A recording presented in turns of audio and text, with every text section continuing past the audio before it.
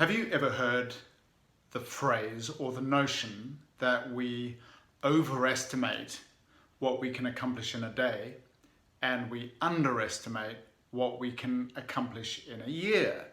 What does that actually mean? Well, I don't know about you, but certainly I fall into the trap frequently, and luckily, hopefully, just catching myself a little bit before, of thinking I can do so much more in a day than I actually can. And David Allen wrote a book called Getting Things Done. It's been in many ways my kind of Bible for personal and time management. And he says that we should only be planning 40% of our day and allowing for 60% of distractions, project runovers, traffic jams, weather, you name it.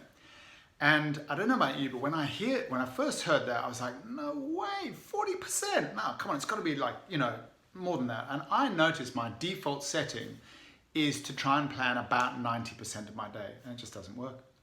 So think about that. And when it comes to planning, I encourage you to just look and allow plenty of space in between appointments. The other thing I'd like to suggest or recommend is you take your own time a little bit more seriously than you have. So what that means is often we're good at having appointments, creating appointments with other people. We're not so good with ourselves, i.e. going to the gym, working on a book project, reading, whatever it happens to be. So I try and have my life fit into my calendar with some nice healthy spaces in between. And what does the other part mean about underestimating what we can accomplish in a year? I suppose it's a little bit like compound interest. We think that not doing much doesn't really add up to much. But if you do that on a regular basis, you can accomplish great things, right? So one of the things that I've been doing for about 3 years now is press-ups on a regular basis. Just small amounts of press-ups on a regular basis. So I use a technique called a recipe, which comes from an amazing guy called BJ Fogg, whose site is called Tiny Habits. And he's created a recipe, and the recipe is after this, I will do that. After this, I will do that.